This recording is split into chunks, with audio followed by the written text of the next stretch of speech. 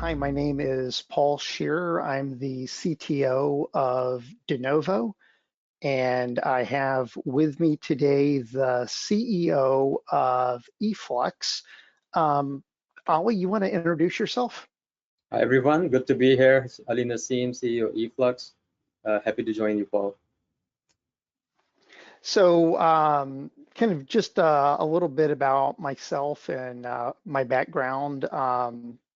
I've been in kind of the intersection of JD Edwards and hyperscale cloud for really most of my career, or at least since hyperscale cloud was a thing, and just kind of really focused on how to maximize companies' ROI on their existing investments, both in terms of infrastructure, but also in terms of JD Edwards, the ERP system of record, and just how to maximize that.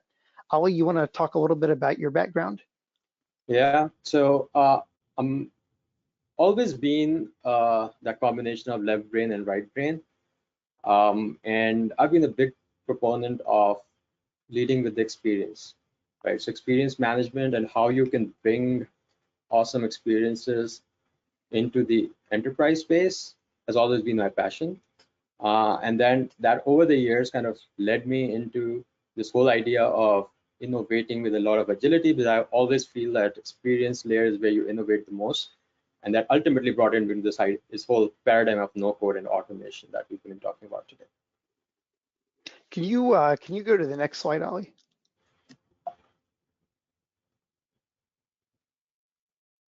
Okay, so our agenda for today, welcomes and introductions, which we just did. Thank you all for attending. Overview of our companies, and then we're going to talk about technical debt in JD Edwards, and specifically why I'm so excited about the Swift product from Ephlux. So DeNovo, we have been around for quite some time within the JD Edwards ecosystem. We're one of the very first managed services provider, and using products like Swift from Ephlux and others, we really position ourselves as being that next generation managed services provider. So it's not about just your ERP system and keeping it up. It's how do you leverage the maximum amount of value? How do you take that value and turn that into a competitive advantage for you? Something that differentiates you and your company from your competitors. And that's just an area that we're laser focused on. So, we want to be that all-in-one partner. And when we say all-in-one, if it's Oracle, it's us. So, kind of some areas that we focus on, primarily kind of that managed services experience, which is really kind of that day-to-day care and feeding of the system, but also what I was talking about before. How do we maximize the value that you're getting out of that ROI? How do we make it differentiated for you?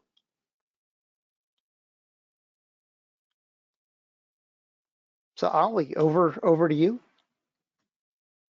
Thanks, Paul. So yeah, so we at Ephlux are all about innovation and agility, right? So this is our mission, to bring innovation and agility to every enterprise.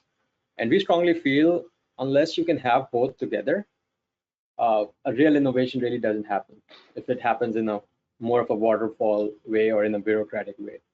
And that's what we feel creates the most positive impact within the enterprise. What that really means from a JD Edwards standpoint, we work with multiple ERPs, but from a JD Edwards standpoint, what that means is we've always been an outsider innovation partner, right? So we always have looked JD Edwards from the outside in. What that has meant is creating alternate user experiences, doing mobility, doing IoT and AI stuff for some time now, and then looking at it, like I said, from the outside in, and essentially what we do is bridge the gap between the customer journeys and the core business processes that you have in the ERP. So for some of the work we've done, we've been referenced at Gartner, we've been published at Stanford for some of very cutting edge stuff that we did with JD Edwards customers. We were the early adopters for the Orchestrator and for AIS. So that's quickly what we've been up to. Over to you, Paul. Yeah, you know that low code, no code stuff. As somewhat of a developer myself, that's almost offensive. It's like you're trying to simplify this down to where this highly specialized skill set's not required. It's a little tongue in cheek, and we'll get more into that later. But this is really one of the exciting parts of the project. But the purpose of this webinar, though, is specifically to talk about low code, no code through a CTO lens, and why personally this is important to me, and why this also ought to be important to all of you that are attending for your organization. It'll certainly be something that's very important to your CISO as you're thinking about things through a security context. But one of the big struggles within JD Edwards, and this really goes back decades, is how do you give your company a competitive advantage? How do you differentiate yourself from the rest of the pack, but at the same time balance the technical debt that you're going to be incurring? So the reason most customers customize JD Edwards is not because they just like doing development, not because they're particularly fond of their C++ programmer. They're modifying JD Edwards because if they tweak that out of the box functionality, they're believing that they're giving themselves a competitive advantage. And in a lot of cases, initially, that really is true. So you take somebody that, let's say 20 years ago, they were implementing XE, and they went and they modified sales order entry. And they modified sales order entry in a way that they believed gave them a competitive advantage. When they went live on that functionality, that was probably a true statement. They had a competitive advantage. But over time, they lost that competitive advantage. And the reason is Oracle continued to innovate, continued to iterate over time on that application and on other applications. And because of that legacy customization that they did, that company was not able to keep current. So they started lagging further and further behind compared to their competitors. So what was originally this really compelling competitive advantage they had, at the end of the day became technical debt that was holding them back in actually making them lose ground and becoming a competitive disadvantage for companies. So a lot of organizations are really facing the challenge of, how do I keep repeatedly investing and redeveloping and re-implementing these customizations while keeping current, or just accepting the fact that they've got that massive amount of technical debt. So Ali, I see you've got this slide up right now, kind of the dragon of technical debt. And there on the left-hand side, or the right-hand side, this is all mirrored for me. The side that says security patches, whatever side that happens to be for you. That's a thing that I really am focused on, and I'm obsessed about. So companies that are on these legacy systems. So, maybe you're still running XE. I hope not, but maybe you are.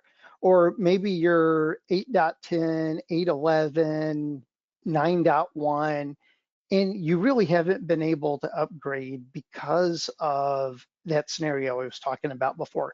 You're this highly customized environment, and it's just too expensive for you to do this on a frequent basis. What that means is that today you're running out of support operating systems, you're running out of support database, And probably most importantly, you're running out of support WebLogic. So your Java stack, your J2EE stack is got massive amounts of vulnerabilities. So this means that not only from a business agility standpoint, you're not taking advantage of all the cumulative investments that Oracle's made in the product over the last few decades, but you're also opening your company up, you're exposing yourself to ransomware attacks, to literally all a adversary is looking for is a toehold into your system, that once they get that, they can start expanding horizontally throughout it and exfiltrating your data, giving it potentially to your competitors in their local market, or ransomware attacks where they're going in, they're encrypting your system, they're locking it down, and in which case you're really screwed.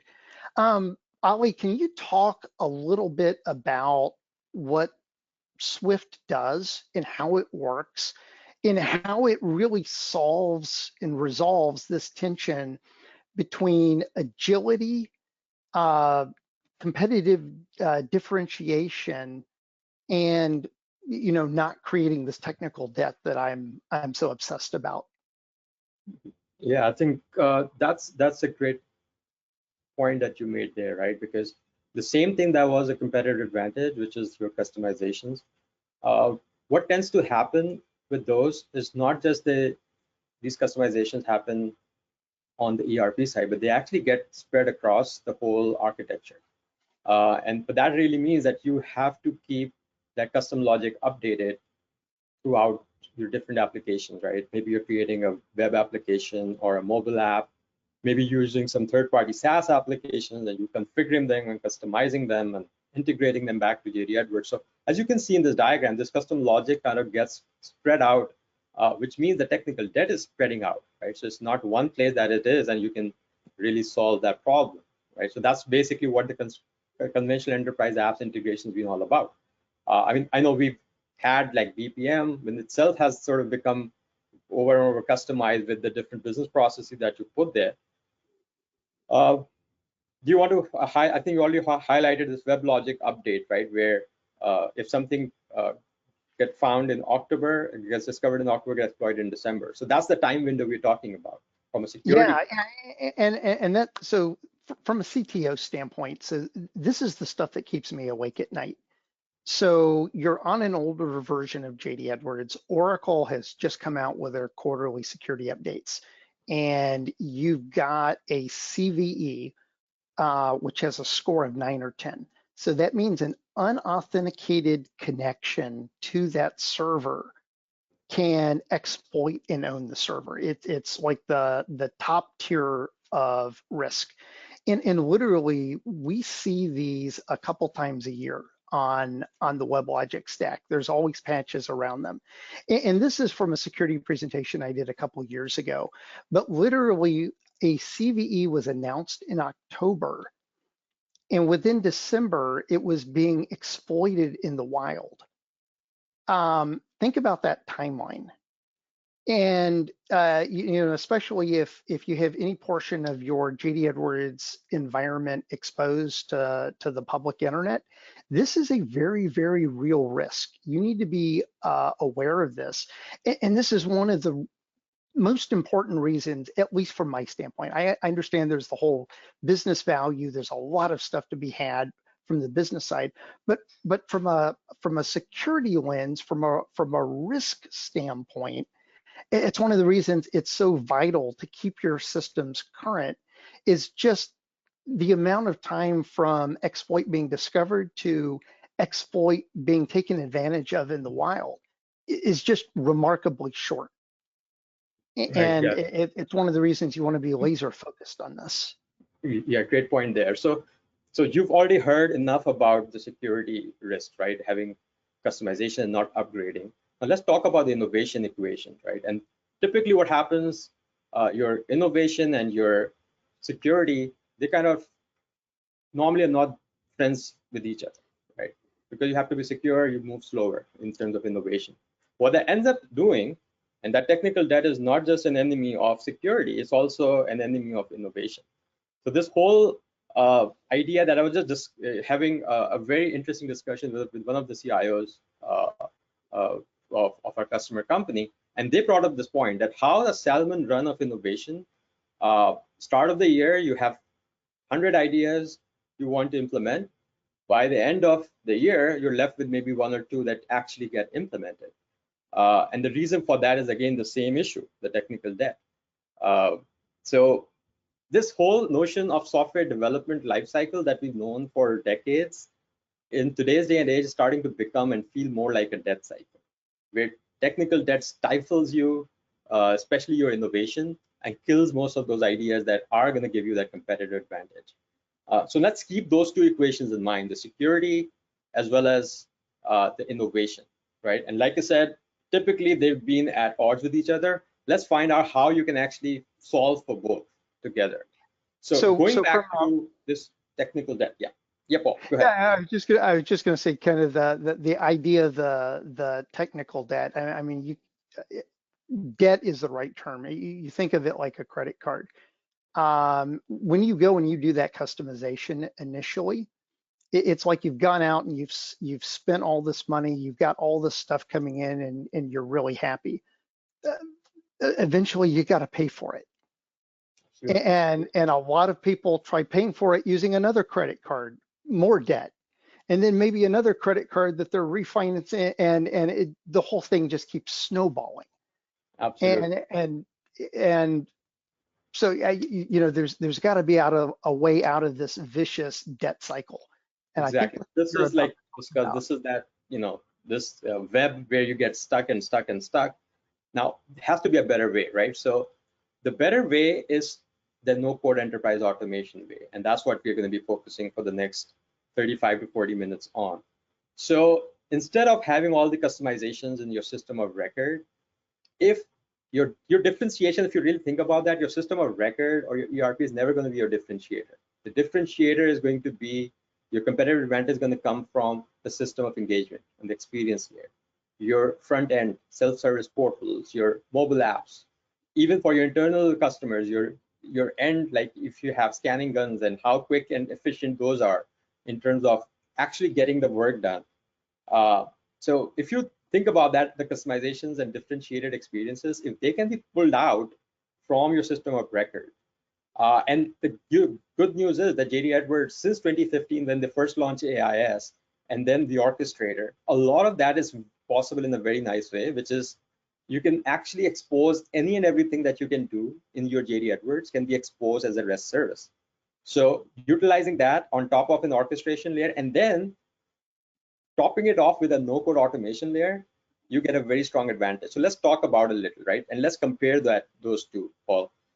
So before we get a little bit in, before we get a little bit into the details, just to kind of bring it up a bit later, can you go back to that previous slide, Ali, that you were just looking at? So what you're talking about here is all the customization that you used to have in JD Edwards, just moving it outside of JD Edwards and doing it in another product.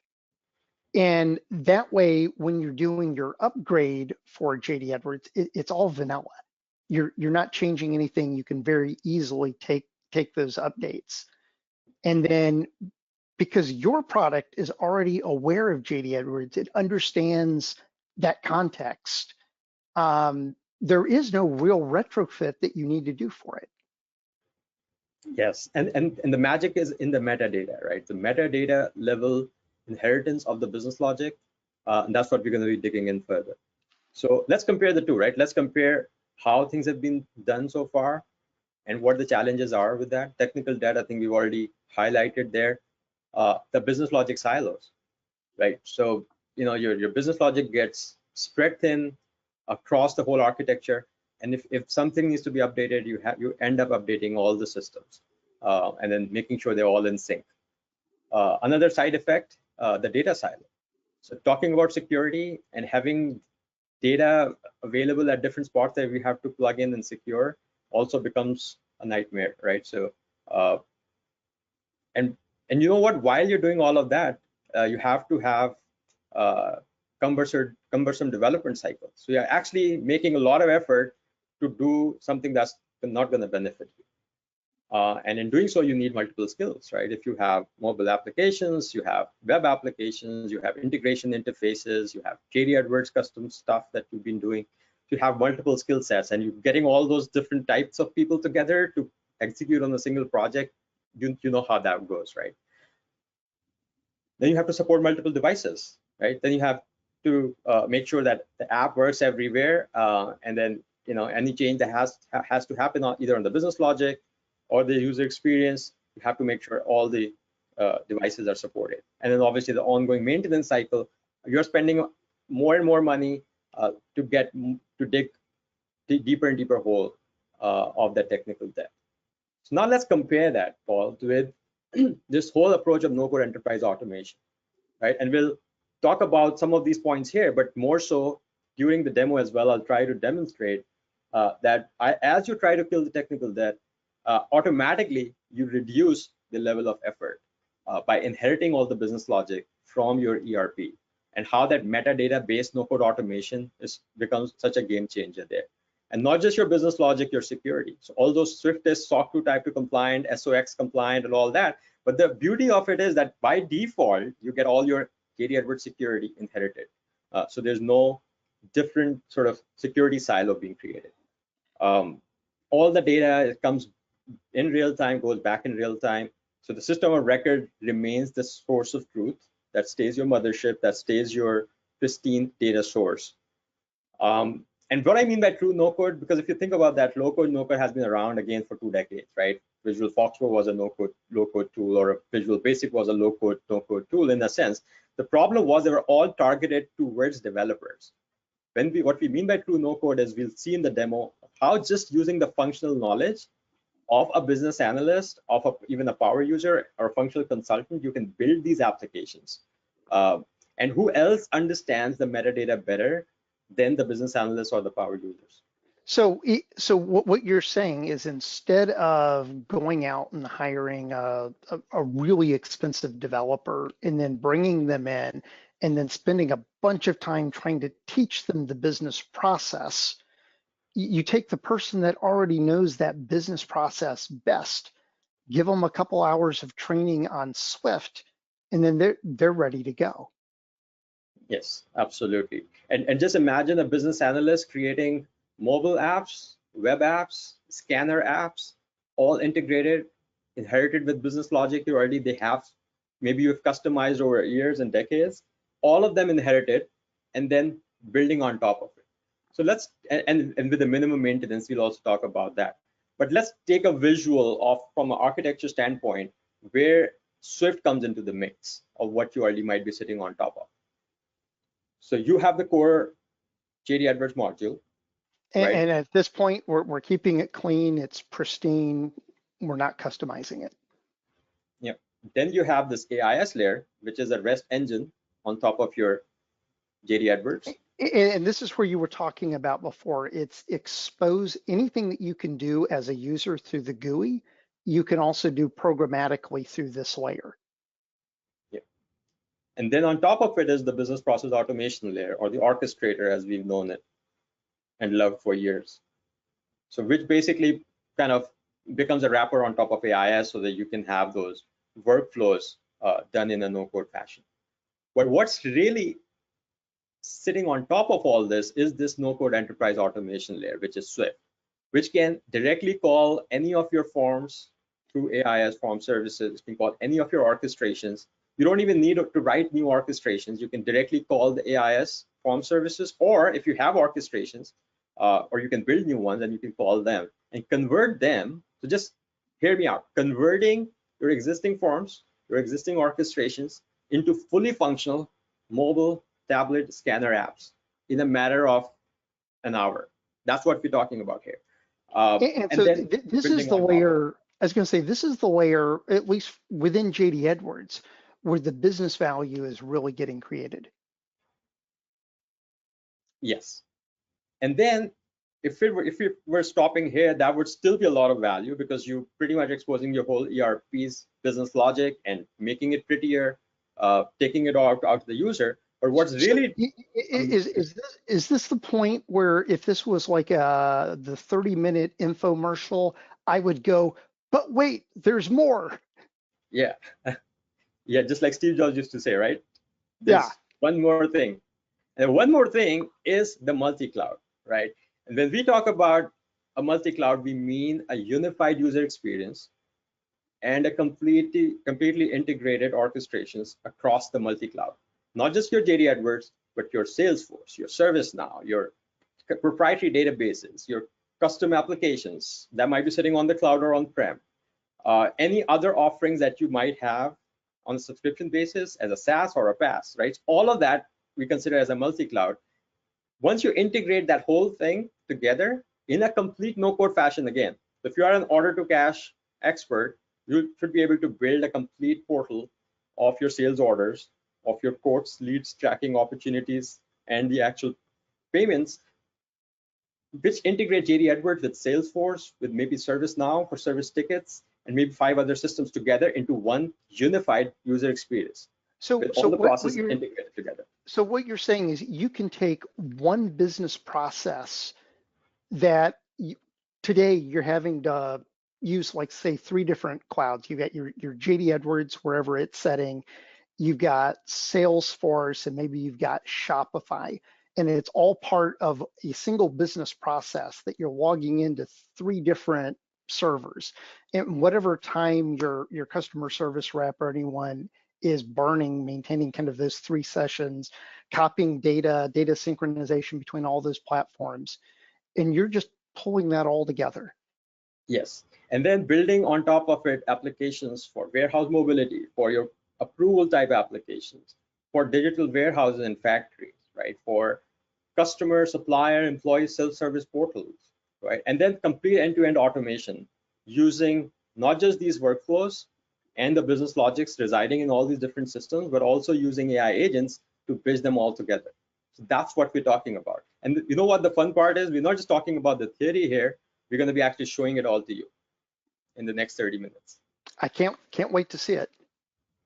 All right, so are we ready for a demo then? Absolutely. Okay, so here's what we're going to cover, right? I'm not sure if we'll be able to cover the whole of it in the next 30 minutes, but I'll try to cover as much. So think of a scenario where you have Salesforce as your CRM, your JD Edwards as your ERP, with your sales order entry applications and configure price quote module that you might want to customize on top of. Think of your work order completions. Think of your maybe a light MES that you have in place or you might want to build. Think of a ship confirmation once the product is built. So let's say your Salesforce out there on their tablets take an order and they don't have access to Salesforce, they don't have access to JD Edwards. They have a unified experience, like you said. They place the lead, they do the tracking there. There's a quote that gets generated maybe from the back office. They convert and create a quote against an opportunity that goes into your production floor, gets work order gets completed, and that gets shipped out. And then you have this scanner application that does the scan, prints the label, ship it out.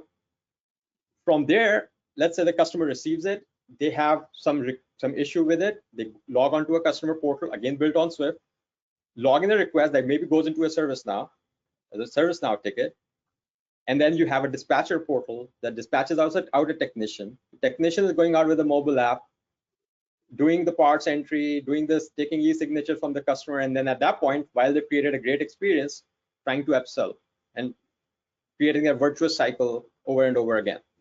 So let's take a look, right? So what I'm going to do here, first of all, let me introduce you to the Swift platform. So this is the Swift platform where all that fun's going to happen. You have different applications you can build, different users you can activate, and different channels. Now here we have JD Edwards as a channel. We can have multiple ERPs as the channel. We also have Salesforce here as a channel. And we also have ServiceNow here. So you talked about metadata and context before. So if I'm understanding you right, each one of these channels is something where you already know the metadata about, you already know the context, and you're abstracting that for the user. So you can just start working with it. You don't have to understand that underlying table structure, etc. Yes, exactly. So the whole metadata is available to Swift, and then you can build those applications again without having to understand JSON or REST or how object management works or how user JavaScript works. You have to know nothing of it. All you need to know is the process, what you're trying to achieve here, right? So let's take a look. So what I'm going to do here is I'm going to keep switching back between the applications and the designer, right? So that you see how easy it is to even change some of this. So first of all, going back to our demo, I'm going to log in as a salesperson, right? I'm going to have some sales related applications here with me. So I'm going to go into the Swift JD Field Sales app. What that's going to do is it's just opened up this nice looking mobile app, which is connected with both with my Salesforce. So I've got all my contacts from Salesforce coming here. I've got all my accounts coming in from Salesforce. I've got all, and I can create new opportunities right here. What that's going to do is going to create a new opportunity in Salesforce, right? Without me having to go to Salesforce, without me having the access to Salesforce. I can look at all my open leads here, and I can convert. I'll probably make it in the center. So I can even convert an opportunity in a lead into an opportunity right from within Swift. So it's basically, Paul, like you mentioned, right? So it has all the understanding and the context of these objects, right? That are coming from the underlying system. And then I can just manipulate all that, change the status, change the date, do all of those wonderful things. And you know what? Once I'm ready for creating codes, so I can take a look at all my open opportunities. And at that point, I can click on one and click and create a JD code. So now that's going to hit my P4210 as an SQ order type. And as I create the code, it's going to reference this opportunity number and create a cross reference between the two. So very seamlessly, it's going to know that, okay, this code is being created against this opportunity which resides in Salesforce. But for me as a salesperson, I don't need to know all of that. All I need to know is, okay, these are the opportunities I'm working on. I'm going to get a code. I'm going to create a code. I'm going to get all my item numbers from my, P4210, create that, add stuff here, and see how easy it is. Like, you never lose the context. You're never jumping to multiple screens. You're all on the same screen. And then once you do that, once you create a code, you can, convert that code into an actual order, right? So you can do it before. Right here. Yeah. I was going to say, before I would have had to have done all that in Salesforce and then somehow copied all of that data, logged into JD Edwards, pasted it, reformatted it a little bit, and to create the SQ. Absolutely. Yeah. And now you're just doing it all seamlessly between both of those applications. Exactly. With both of the systems being aware that there's a cross-reference happening. So the point about compliance and agility both happening together, right? So we're not bypassing any of your security of Salesforce, neither of your JD Edwards. We're not bypassing any of the business logic of either as well.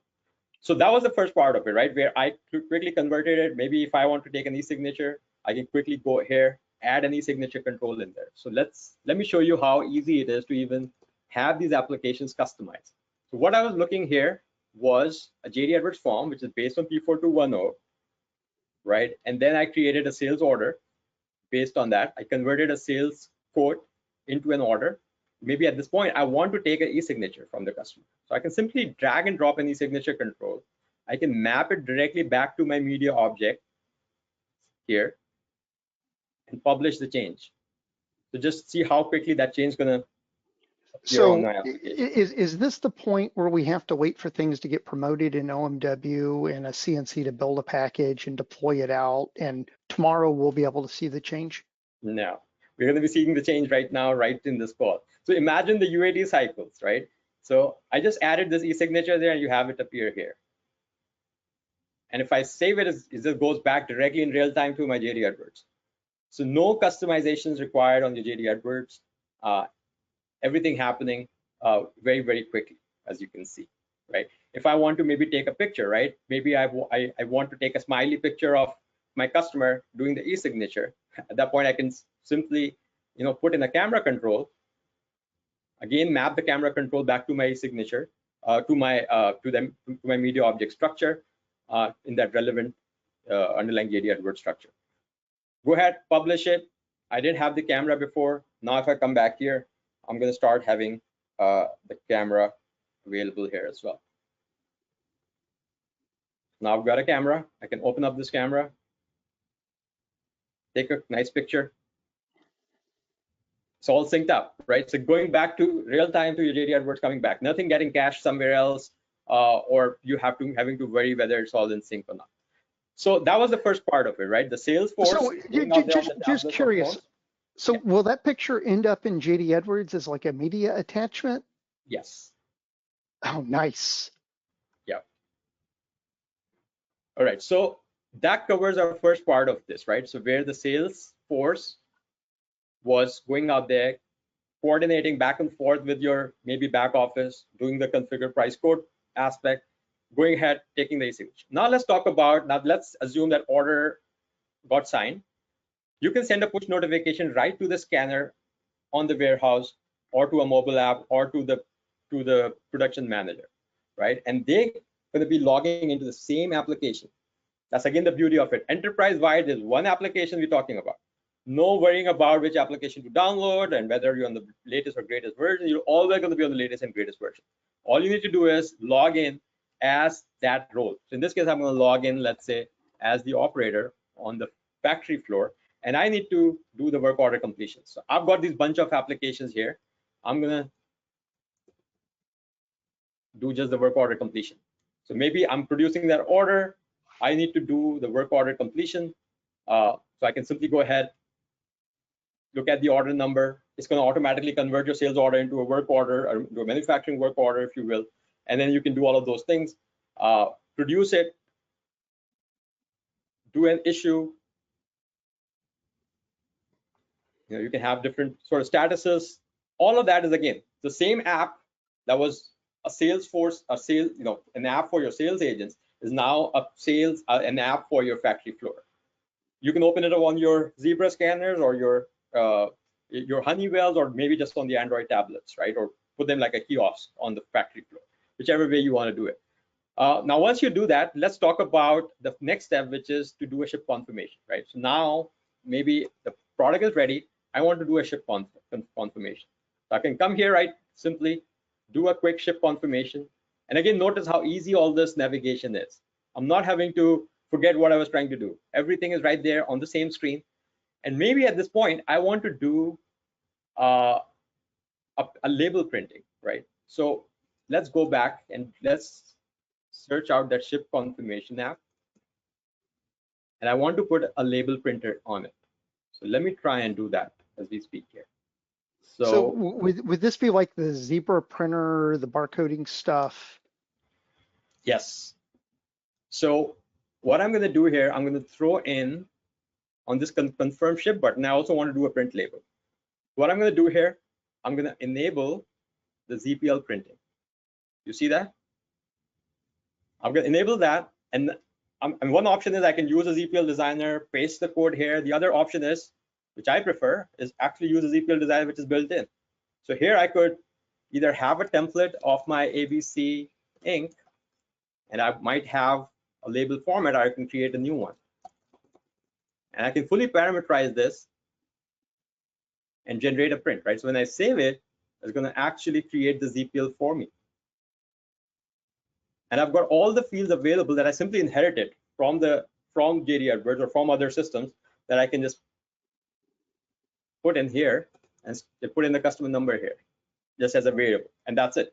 The change starts going to reflect here. So if I publish this, come back to my ship confirmation app. So I'm going to close this. And now I'm going to try and do a confirmation on this order. You will start noticing that, just scroll down, you'll start noticing now this button also has a print capability in there. Now these printers could be local printers, they could be remote printers. So if I could be on the field and I want to send out a note where I want to do a label printing within the warehouse. So you could even have those sort of things as well. So imagine how easy that whole process becomes, right? Instead of having to have a label printing solution, and then having a designer separately, and then having a warehouse scanning solution separately, having to integrate that with JD Edwards separately, we are unifying the whole experience altogether. So I know one of the things a lot of companies struggle with, especially if they have some of the legacy scanning solutions, are just how pricey those devices are every time they need to replace them, they need to do an upgrade. I know a company that was still using something that I think it was Windows Compact Edition. The devices they were running was using that, and I mean, talk about old and ancient and a Yeah, security nightmare. Um, you said before this could be done like right on an Android phone. yeah. So So you so put are that on. you using like the camera on the phone?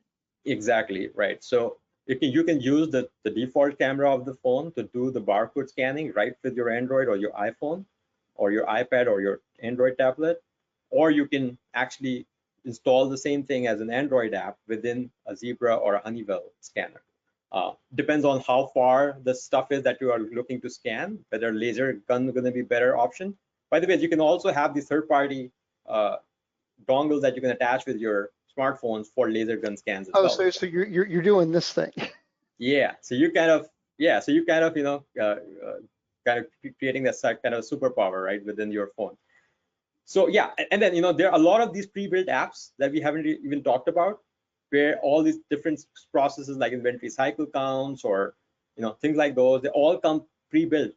So we have this bunch of pre-built applications on Swift that you can simply take the vanilla version, make sure that they are working with your JD Edwards modules. If not, there are some custom fields you want to adjust or do things differently. You can again go back to the designer like I showed you, how quickly and fast that was to do all of those changes and get going. Now let's talk about from once the customer has received that product, right? You ship the product, the customer received it, maybe there was an issue and they want to open a service ticket. Maybe you want to create a customer service portal, right? And the customer service portal has to be integrated with your service CRM, maybe ServiceNow, and there also needs to have a service order associated with that on your JD Edwards site. So let's take an example for that. So what I'm going to do next is I'm going to log in and I'm going to switch into more of a desktop mode here. And that's the beauty of it. The same application going to work, the same container going to work like a desktop view. You can download an iOS and an Android version, and everything's going to work in that. But now let's talk a little bit about a customer who maybe doesn't want to install your app, but they just want to go on the web and raise a ticket, right? You have a customer portal. So I'm going to log in as a customer, and I'm going to see what we've got for the customer. So I'm going to open up this customer service portal 2.0. Maybe it's an industrial equipment that I've sent out. And maybe as a customer, I want to see how many of those that I have installed, and I want to maybe have some IoT integrated with my portal just to see what's the overall picture is. Maybe I want to send some nice videos for customers to self-service themselves. And maybe I want to look at some of these tickets, right? What the status is, right? If there are any parts and labor being attached to them, or there are any updates being made to them, or maybe I want to take an e-signature from the customer. Maybe I want to look at what equipment I've got going, which ones are installed, which ones are down, what their service history is like. So just imagine the possibilities of whatever you want to open up to the customers, whatever you're going to keep in-house for dispatchers, and then these dispatchers actually dispatching these technicians out. So let's assume one of these work orders, one of these service orders, the higher priority ones, got assigned to a technician. So next, what I'm going to do here is I'm going to go back into our mobile mode, and I'm going to now log in as a technician. So I'm going to go out, log out as a customer, and now I become a technician. So now as a technician, I should be able to see all the work orders that I need to work on. So I'm going to go to the service work orders application. Here I've got one high priority service that I need to perform, and there are some others that I also need to perform, right? I'm going to go here, open up the list of these orders that have been assigned to me. I can add a Google map to it, maybe driving directions to the customer site. All of those fancy things can be added to it. But let's take a look at this, right? So maybe I also added some sensor data, some IoT data, some other aspects. Maybe as I added some self-help videos, right? So maybe they can self-diagnose. The technician can diagnose, and some some manuals around that equipment.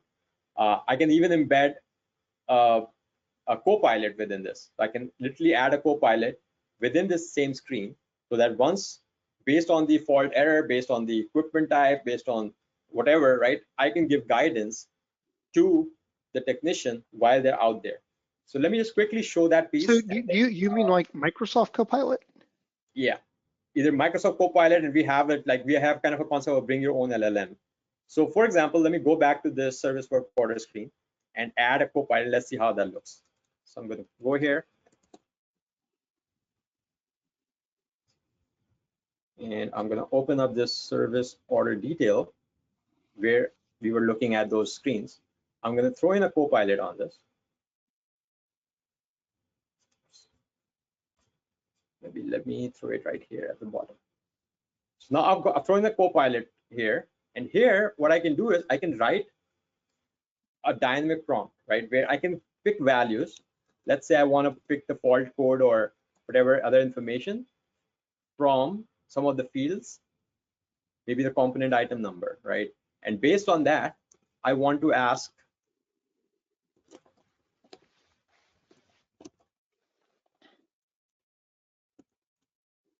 I'm not picking the right fields, but you get the idea, right? I'm basically making a prompt dynamic based on the context of where technician is, what the history of that issue is, and then passing it all to the prompt in the real time to the Copilot so that I can get back the response.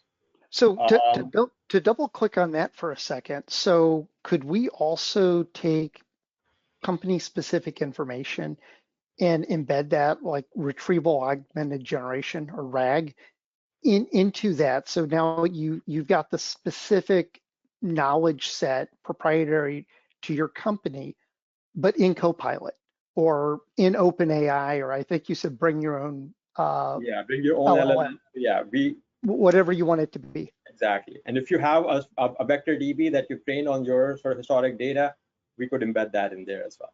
So that's as easy as this, right? So I don't have the API key set up right now, but yeah, we just set up the API key for the Copilot, bring it all together, and then you're empowering your technician. But what's something that I really want to show you, even from an AI perspective on the designer agent, and I'll get to that in just a minute. But going back to that discussion, right, where I provided a great service. At this point, maybe I find an opportunity for a new service opportunity to upsell. But I was there at the customer site. Maybe they had different equipment. Maybe there was a equipment that I could sell a service contract on. So imagine how, as a technician or service center, a cost center has now converted into a profit center, right? Profit Just center. because you have that agility into your applications in the process. So I could literally create a new service entry, maybe take a quick e-signature from the customer, and then you have a new order, right? So not only are you solving the problem of data silos, you're solving the problem of people silos, enabling one individual to do more things Yeah, within the company. Often that person that's providing service is that trusted advisor. The customer looks at them as the most trusted individual from your company. If now all of a sudden that individual is able to sell, I mean, that's huge. yeah. That could literally move a stock price. Absolutely. So this is the virtuous cycle I'm talking about, right? This leading from the experience is basically when you look at your company from outside in, a lot of these innovation opportunities come up. And if you have a platform that can do it with agility, like a no code and work at a metadata level, that's the magic we are really talking about, right? Now, just to wrap it up, the demo, we have something which I would like to talk about here. You see this Swift agent. This is our designer AI agent. What you can do with this is some amazing stuff. So for example, you have a new idea of what type of application you want to build. Let's say I'm in the industrial manufacturing space and I want to create a service request based on maybe HVAC issues, right? So I could literally come in and create the tab object that represents HVAC maintenance issues. Let's see what the system does. See, it's already recommending me the different data types. So maybe I'll just go with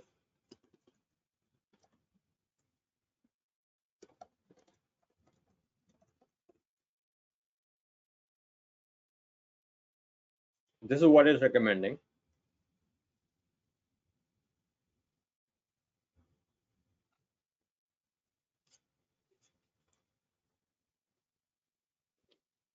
So what Yeah. you're literally doing here is vibe coding within Yeah. Swift, Do you see which is what we're doing okay. here? You see the power of this? And then once you have this object, the next command you can give it to it. Like I've done a few before this. So I said, I like how Salesforce opportunity looks like. So create a Salesforce type opportunity tracking object for me. I like how ServiceNow does tickets. So, I would rather have something similar, or maybe a completely different thing. Like here, I told it I want to sell shoes, right? I want to create a catalog based on shoes. So you see how it's got sizes, color, material, which is more pertinent to shoes, for example, right? And at some point, I also gave it like, I want to create a production line for asphalt production. How many objects do you recommend? So when we talk about customizations, Paul, we're not talking about customizations as well in a conventional way on Swift. We're talking about customization in the AI ready way, where you have all of this created, you go ahead, add them as a form. So for example, if I want to, within that sales application we're talking about, I want to add a custom form, and I don't want to do it in a custom way. I want to say, you know what, I've got this product catalog that I just created.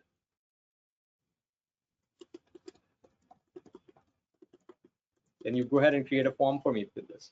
It's gonna go back, understand what fields are there, automatically select the fields, and I've just got this product catalog form ready to go. So that's the power we're talking about with this. With that, I think we can take questions now, unless you have something, Paul, that you want to talk about. No, this was fantastic. So before we get to questions, kind of a call to the audience, the attendees today. What to think about is how this can just fundamentally move the needle for your company in terms of innovation and speed and what you can do. My call to action would be get a demo account set up with this and run an internal hackathon. Bring people from different silos together into the same room and just start whiteboarding on the stuff that you can do. And literally, it's not just the whiteboard. You start building it out there, just like Ollie was doing. And at the end of it, you actually have functioning apps. Ollie, this was absolutely amazing. I am so excited about this product. And great to partner up, Paul, on this. So in terms of questions, if anyone has any questions concerning the product, how to implement it, next steps, now's the time to ask. And actually looking at the chat, Ollie, we've got the first one. This is in terms of JD Edwards. They want to know what is the minimum tools that they need to be running on in order to take advantage of all this goodness that you were just showing. Yeah, the minimum tools release is 9.1.5. That was basically when AIS version 1 was launched. So it goes back to that 9.1.5. You don't even have to be on 9.2 for it. And if you're on older than that, we need to talk. You've got Yeah, some serious. there are still options, but yeah, Yeah. 9.1.5, you're going to start seeing all the magic that you saw me do. All right. So the next question was, does Ephlux Swift have cybersecurity SOX compliance report available? Yes, we do. So we have SOC 2 Type 2 compliance. We have SOX compliance. We work with multiple industries that are very sensitive about security. So in some cases, they've even kept our SOC 2 reports on the side and have drilled us from all angles beyond that as well. So we are very well. Oh, here's a good one. Do you support DocuSign? We do, yeah. So we have a way to connect any channel, like any REST channel, and we have DocuSign supported with it as well. So you can, and just not DocuSign, anything that supports a REST API or its database access, you can plug it in and start building stuff in a no-code fashion on that. Okay, and apparently you've got a fan on the call, because this one says, I can attest that literally only a few hours of training, couple hours of practice, and I was creating mobile apps for JD Edwards immediately. This training included everything, not just look and actions within the app. Training included security, Wow, it's like Yeah, we've got something really nice going called yeah. Cert Innovation Hub, where we have all these trainings available, and we have a whole certification program. It's a 2 + 2 hour training, 2 hour of training, 2 hour of actual workshop, and you are pretty much, you can start building apps. That is so exciting. So if people want to get a hold of you or me, feel free to reach out to either of them. Can you put the slide back up that had our contact information on it, Ali? So go out to our websites, or if you're on LinkedIn, just look me up or look Ali up. We'd love to talk with you and would love an opportunity to collaborate with you on how to innovate for your company. Thank you so much for attending. Ali, thanks for taking time to join us today. You're welcome, Paul, and it was a pleasure. All right, see you all later. Bye. Thank you. Bye-bye.